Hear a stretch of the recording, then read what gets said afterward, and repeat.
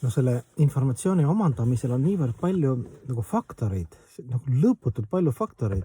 Muidu mõtled, et mis seal siis on? Ma ütlen sulle näiteks mingi informatsiooni, see on puu, eks ju. No ja sina tuled, vaatad, et see on puu ja noh, siis ma kirjeldan seda puud ja sa lähed puu juurde ja vaatad, on jah selline, nagu sa kirjeldad, et see on puu. Noh, kõik on nagu lihtne. Aga siis siin maailma mitmekesisuses hakkad vaatlema iseennast ja teisi ja oma informatsiooni omandamist. See on nagu umbes, et lähed treeneri juurde, et treener, et ma tahan Michael Jordaniks saada, et niimoodi panna nagu lennata poole platsi pealt, panna pall pealt, eks ju. Treener ütleb, et väga hea. Mõte on hea, et me tahame olla head, toredad, armastavad inimesed, Jumalaga olla kontaktis ja emakese loodusega. Aga kõigepealt tuleb teha kükke. No siis mõtled, et treener on hull, et ma tahan Jumala juurde, issand, müstika, armastus, igavik, eks ju. Treener, ei, robustsed kükid. Et noh, et vaja jalalihast arendada. No informatsiooniga ka nii palju faktorid, kui sa hakkad vaatama Bhagavad Gitas, eks ju, Vedade põhiteoses maha paarata, siis maailma üldse kõige mahukam ajalooline teos. Indiast tuleb, ma ei tea, kas see oli vist Euroopa kõige mahukam teos oli vist Odüsseia, see on vist 1/12 ainult või. Ühesõnaga, see ei ole nii tähtis kui suur ja väike, aga selline eelinformatsioon ja Bhagavad Gitas Krishna ütleb ka alguses, et umbes, et Arjunale, et ma tulin siia, et noh, dharma anda, õpetada, iga inimene saavutab täiuse, kui ta saab aru, mis on tema kohused ja Jumala seadused ja neid järgides ta progresseerub ja ongi, kõik on hästi. Tulin andma, eks ju, Bhagavata dharmat teile. Ja siis vaatad sama raamatu lõpupoole, Krishna ütleb, hülga kõik religioonid. Lihtsalt andu minule. Et ära pabista, et ma vabastan sind halbade tegude järelmõjudest, eks ju, karmast, malast karmast. Ühesõnaga, samas raamatus, samad Vedad, üks vaimne õpet ütles ka, et Vedad on nagu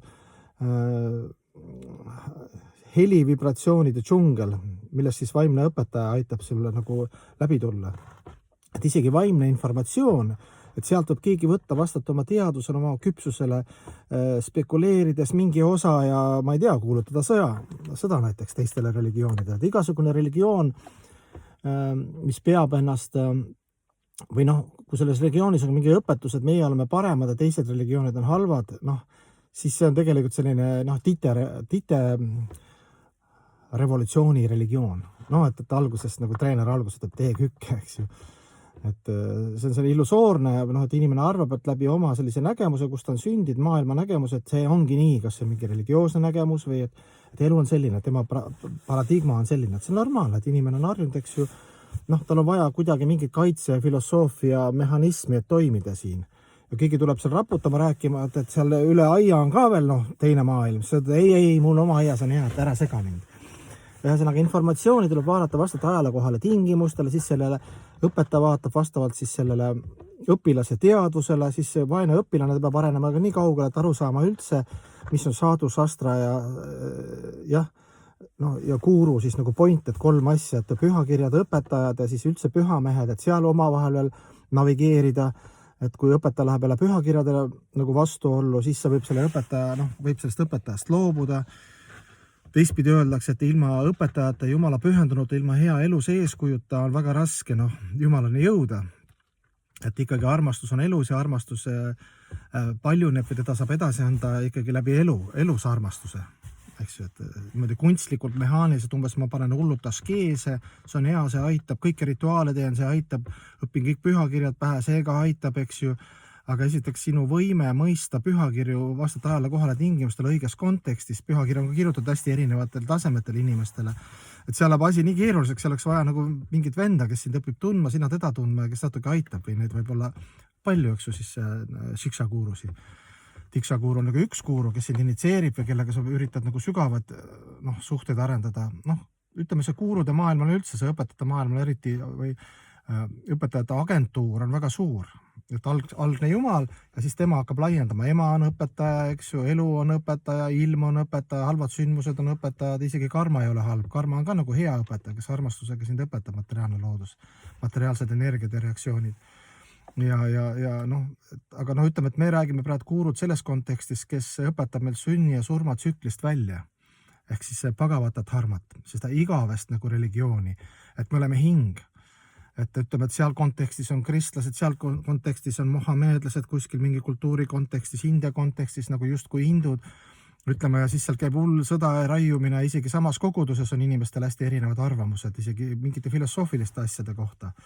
Ja kui me kaotame selle sanatana dharma või need põhimõisted ära, et kuhu me liigume ja ainult läbi headuse, alandlikkuse ja taas teenimise meeleolu, siis me omastust astume nagu vaimsusesse, aga sattume ikkagi peenel kujul sellisse materiaalsetesse kadedustesse, sentimentalismi ja fanatismi, mis on normaalne algusetapis, aga sealt tuleks ka nagu edasi areneda.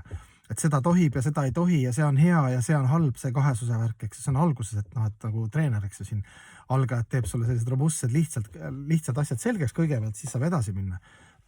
Aga jah, kõrgem nagu ülikool on juba see, et oskad siis sealt pühakirjadest näha nagu konteksti ka nagu, kui palju erinevad vastuolusi, et isegi Srila Prabhupada, minu õpetaja kirjutas erinevatele õpilastele vastata ajale kohale tingimustele, palju selliseid juhendusi ja siis mõni kes ütleb algapühendutab, aga Prabhupada ütles seal niimoodi.